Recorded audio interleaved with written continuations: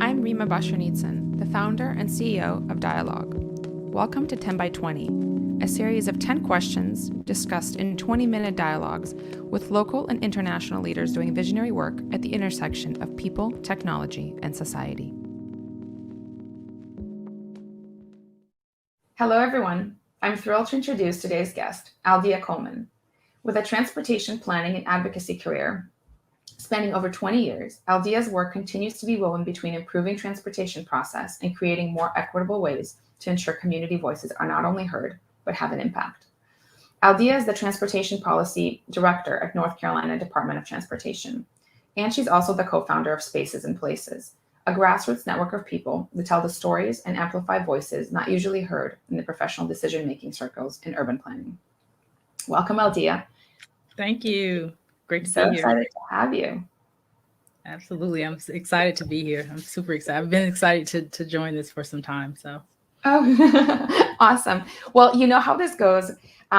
We always love to start off with kind of understanding of how did you grow up, and tell us a little bit more about yourself. So I'm actually originally from Greensboro, North Carolina. If you ask anybody from North Carolina, they'll tell you it's a small college town. Growing up, I thought it was a big city. But grew up on and it's interesting. I was actually reflecting just the last time I went home, but grew up on a dead end street, a dead end of a dead end. But had my grandmother lived on my street. My dad's uncle lived on my street. One of my elementary school teachers lived on my street. I would catch a ride home from her with her all the time. I'd stay after school at my other neighbor's house. It was a small street, but a huge community. And growing up, I would have never thought or even considered it to be a neighborhood. I just always remember thinking, I just live on the street. I don't have this. I don't have that. But reflecting on it, I went home to see my parents about 2 weeks ago, and just reflecting on everyone that just was part of that network was just always, it just kind of made me realize what great street I lived on. But grew up in North Carolina, born and raised. Went to school here. Went to undergrad at one of the colleges in my little college town, North Carolina A&T State University.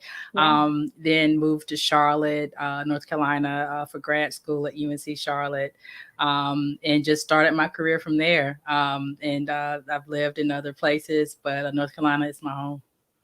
Yeah, no, I mean, it's such an interesting place. I think I've only been to South Carolina. I haven't actually been to North Carolina. You got to come to North Carolina.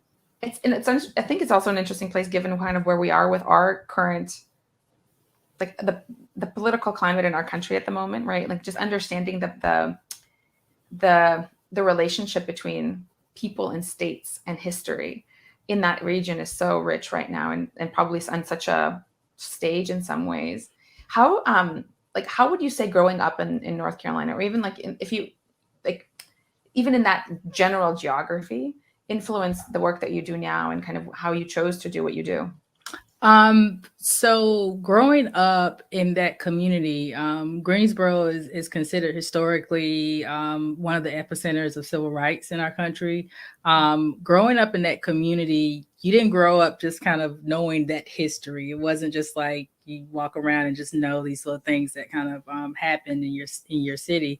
But growing up in even now, even when I was as a child in the 80s, in the 90s, I grew up in a segregated community. Like our communities are still segregated for all intents and purposes. But growing up in that community kind of taught me culturally just the ways of navigating the world, how to depend on the networks, how to actually just understand not just history, but historical people, your elders, how you depend and work with people, and also understand how history repeats itself. How do you talk to older people and understand how they can kind of navigate and give you information and navigate your life? But it taught me so much. And just like reflecting on going back to see my parents and realizing my little dead end street was really a community that I didn't consider a community. It's the same thing, just kind of growing up in those settings where it's almost where you assume that it was a normal thing, going to living on an all Black street, going to a all Black high school, even going to a historically Black college undergrad. I legit thought that was normal until I left. But it also taught me that being surrounded by that love and that security and that support was totally pivotal in terms of my growth and making decisions on how I navigate the world, from leaving North Carolina and taking a position in the DC metro area, making that move. And for me, it was like I was moving to a whole nother world. To just making decisions on how I just navigate the world in general. It just some of those relationships and just that upbringing just changed the way I navigate the world and the work that I do.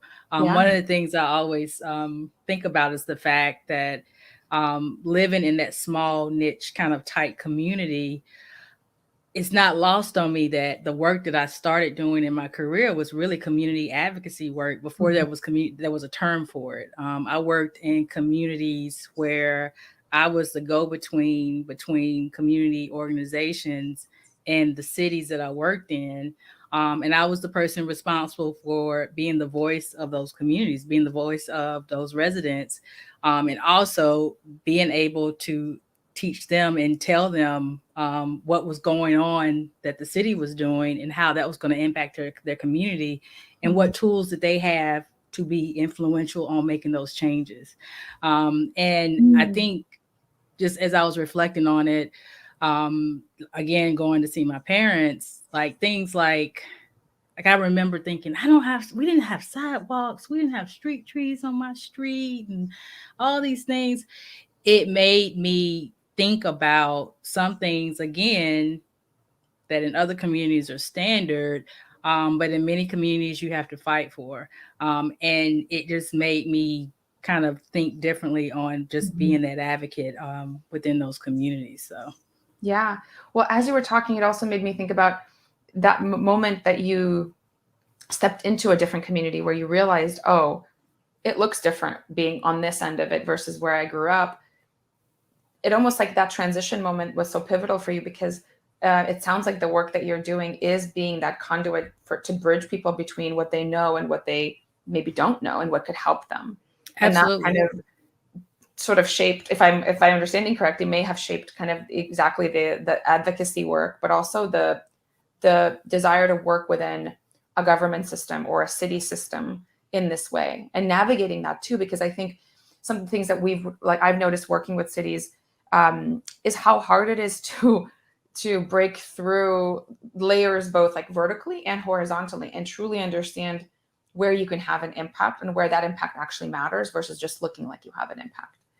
So all of that, yeah. It's just as you were talking, just came up in my mind. Like, it was like that I'm noticing like a pattern in terms of why you might have been outside of the work that you do now being generally interesting on its own. Maybe just there's something that in how you grew up, obviously connected into that, how you can help other people. No, absolutely. There's a lot of times, many times there's an assumption that processes in governments there's an assumption that there's a level of understanding of how those processes work. I remember watching, it was a Netflix series called High on the Hog, and it just touched. It was like one scene where it was a lady that was talking about how her uncle was about to lose his property to a transportation project, and it was in North Carolina. And I remember her saying, I went from door to door talking to everyone and just telling them, like, we have to do something. And I remember thinking, it's too late. Like, if they've already got to a certain process in the governmental process where this is happening, then you going door to door trying to get people to stop that process, that window has already closed. And many times during these long processes where you have to be at the table, you have to be present, there's an assumption you have to know these processes. If you're not at the table when that window is open and that window closes, then like I legit, after I watched it, I went back to work and I made calls and I was like, where are we in this process of this project? Because I felt horrible. Yeah. And I remember a colleague telling me, oh my gosh, Aldea, like it's like that project, we've already about to clear the land and everything. It's over. And I was like, oh my gosh. And so it's just those kind of things where you hope people understand the processes, but at the same time, people got jobs, people are working, you got things to do. You can't understand every governmental process across the board. And so having those advocates and just having people that understand what some of the needs are of very specific communities is pivotal to make sure processes are equitable across the board. Yeah. No, that's so interesting. So these are some of the things that you're specifically, like, these are the questions you're answering in your work, right? Some of them. Is there anything that, like, I mean, obviously this series has been so interesting. It's been in a lot of my conversations with friends. Also, Stephen is a friend of mine, so it was nice to watch him on the show. But it was more importantly, I think, to your point, like, to understand how, like, just the influence of people, or the inability to influence of people based on, like, segregation, based on, like, policy. It's just it's unnerving to watch, because I feel like in San Francisco, we have so many processes constantly about everything. Obviously, I like every city, but I think for some reason, when I watched that episode, I was like, I can't believe this is actually happening in this day and age, and it's not like a big developer; it's a city, or was it a big developer? I thought it was like a city project. I'm like, how could a city displace its own, like, people? It's not. Yeah, and let's be very clear. Like, it's this past year, kind of, I've started to see articles and stories about kind of righting past wrongs, just in terms of all the social injustice things that have been going on in this country. And it goes back to processes and policies where you have people that are following processes and policies. And it's not including a holistic approach to things. It's not including, well, what's going to happen. It's not a holistic type of thinking in terms of policy and processes. And so it was another example where in DC, there was a metro project back in the 70s or 80s that was done, that they cleared an entire Black cemetery for this metro project, moved the bodies, and then moved the grave markers and just threw them away. Like, used them in some projects they were using them just to stand up some erosion control along the Potomac River. It was just like a completely insane story. But it's a million of those stories across the US where somebody can easily say we're following processes and policies. And then you go back and say, but why didn't you think about that? Why didn't you think about this person? We were following policies and processes. And so, but to what end do they question the nature of those things, right? I mean, they could have been instituted, like you said, and maybe in the 60s and the 70s. Now we have different ways of treating people. Right. And so how do we, so part of your work is also aligning, because these are things we have to think about, because then, I mean, not only does it look bad, it's actually bad. Like, it's actually bad. No, absolutely. Yeah. And so that kind of goes back to kind of asking those questions and being at the table to be able to ask those questions, to kind of insert some of those approaches into those processes that many times are you just kind of, some people are, like, a lot of times in government, you just following those kind of things, and you have to kind of stop or interrupt some of those processes to say, hey, did you think about the pedestrian fatality rate in this community? Hey, did you think about that there's a college across the street and the resources to this college is on the other side of the street? Of course, people are going to be crossing this major highway. How are we addressing those things? And if you're not at the table to ask those questions will not be asked. And it kind of goes back to diversity in thought, diversity in people, diversity in your work staff, and how just the level of importance that is across all processes. It's not just having a brown face at the table to say you have a brown face at the table. It's about having diversity of thought. It's not being able to say I've checked a box to say that I have addressed all of the different diversity quotas within hiring. Is to say I have diversity of thought and representation of my state, representation of my agency to reflect the communities that I'm working in, representation of like even age differences and just kind of how technology plays a part in this stuff.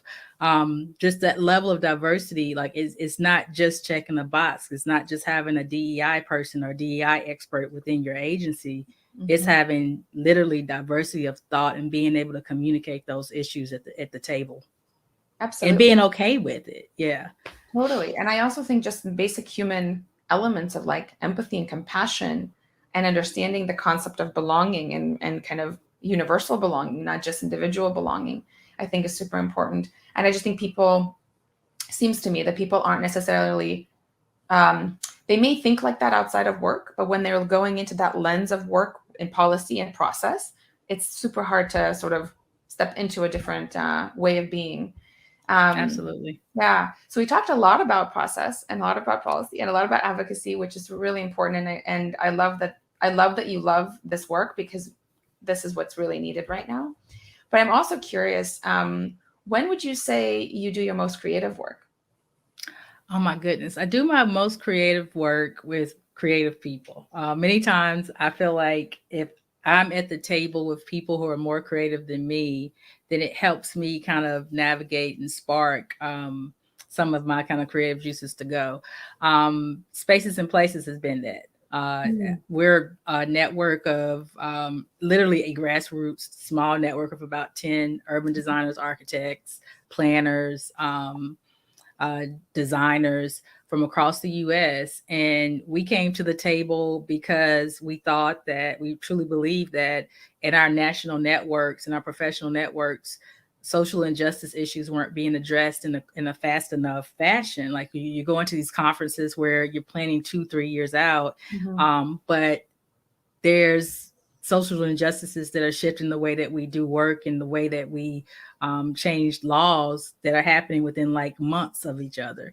And so we came together we were like, let's just do like a session, do our own session at this conference and come together. And so we're in year 5. We've been doing this for 5 years. We have worked initially before COVID. We had in-person all-day workshop. We kind of touched down in the city. We've done it in New York. We've done it in New Orleans. And we've done it in Oakland.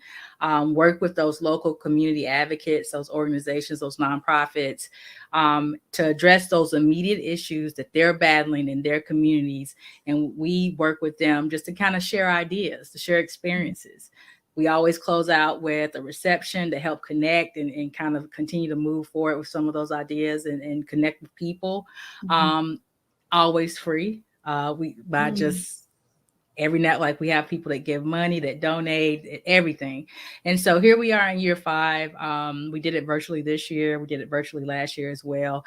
And we're still doing it after 5 years. And it was just an idea of a one-time thing. Like, let's just meet and talk about some of these issues that are going on. Let's talk about the social injustices. Let's talk about the impact of how these shootings, these police brutality issues are impacting these communities and how it could be long-term issues. Let's just talk about it one time. 5 years later, we're still talking about the same issues and we're still trying to address those things.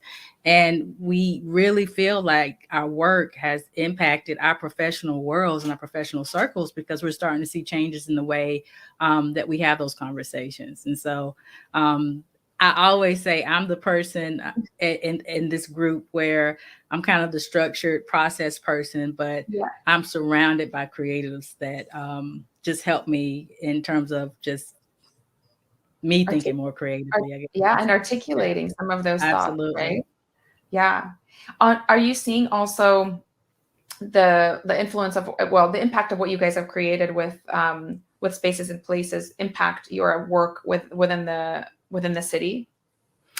Yeah. So I'm seeing that impact this year. This was one of our virtual years, and because we couldn't kind of touch down in our traditional structure of going into a community, this year we actually highlighted the work of organizations that were doing work in rural North Carolina.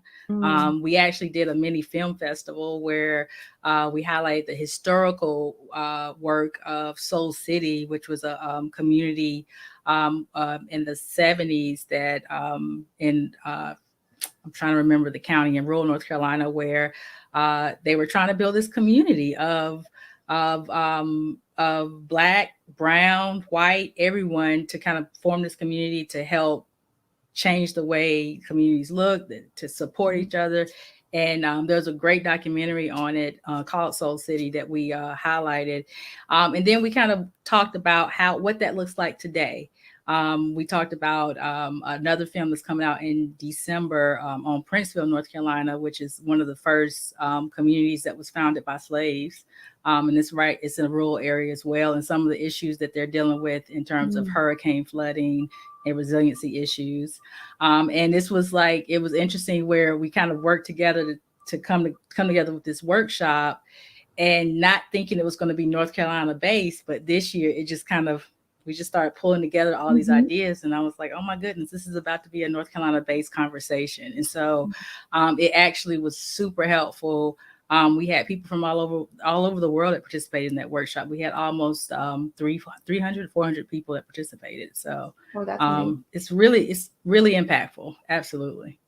And just even the conversation around the history of the place and the meaning of the place to the space, and the space, it's just it all is so interwoven and connected. And I think some of the things I've noticed in our work too, as we've been talking a lot about future of work and specifically the place of work and what does it mean to inhabit the places in which you do work and their historical intention, and how that intention then influences what it means, what's the implication of that intention, and at the same time, how does it influence your well-being, whether you're conscious or unconscious of the spaces that you inhabit. And I mean, it's just so important to look at all of the different layers, and it's so complex. Even though we're such a young country in comparison to the world, there's just so many layers here that I think we've allowed to be unnoticed, and have allowed to create some impact that we may or may not be paying attention to. But depending on who you talk to, the attention, the stage is set for whatever dialogue you want. It's just a matter of having it, even though it's absolutely really absolutely sometimes, right? Yeah. So I want to take us into our rapid fire. Okay. So we have 5 quick questions, and we'll answer these, rapid fire. When do you feel most connected to others? Oh my goodness, I'm most connected when I at least see somebody's face. Just this past year, I've had to kind of come to grips with not being able to see or touch people, but if I can see your face, I'm connected with you. So the whole virtual platform I've finally embraced. It took a minute. Oh, I hear you. Yeah. Yeah. When and where are you happiest? I'm happiest at home. And I had it's not just I'm happiest at home. I'm happiest in calm spaces. And my home is definitely one of those things. It's a calm, quiet space.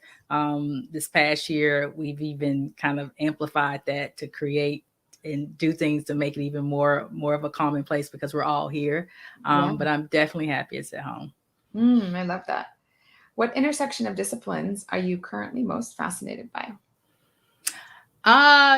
Really, I'm really interested currently, and I've been for a while now. I'm interested in my field and how art plays a role in the work that I do. And just not just art, just the artistic, just the arts in general. I know people who are just like superstars in urban planning and transportation planning and advocacy, and their background is in the arts and theater, and it's just always interesting to see how that kind of all plays a part. And visually, communities it's important, like visually Yeah. what you see, how you operate, how you have access to things, how you kind of feel like your communities are actually beautiful places to live in. That's important. Yeah, absolutely. Yeah. What's your greatest regret? Oh gosh. My greatest regret is it's, it's so random. My greatest regret is not going to Egypt with my mother when I was in college, because I told her I had to finish and I had to go to summer school to finish this one class so I could graduate on time. And I was like, no, Ma, I'm not going to go. You go ahead and go. Take my sister. I got to finish this summer school class. And reflecting, that was the dumbest thing I've done. I'm like, why didn't I not go with my mom to Egypt? Like, what He's was I very thinking? responsible. Very responsible. Too person. responsible. Too responsible. I've made decisions like that for sure. What's the one thing you wish to pass down to the next generation? Oh gosh. That you can change if you work on addressing some of the family things that you want to see change within you. You can change your entire family lineage. And I mean that by anything from changing your health habits to changing the way decisions are made. You can change the future, and it's such a thought that you're thinking so far into, kind of like, well, I mean, I may not even see my impacts, but just doing small things to change the way you communicate, to change your health disparities, can change the future of your whole family. Yeah. And I've seen it, and it's Mm-hmm. extraordinary. Mm-hmm. That's beautiful. And not something I think commonly is mentioned. So thank you. Thanks for tuning in to Dialogue's 10 by 20 interview series, where we ask 10 questions in 20 minutes to profile international leaders working at the intersection of people, technology, and society. That's all for today's episode. Like and subscribe below to get notified for our upcoming interviews. Follow us on Instagram at dialogue_co.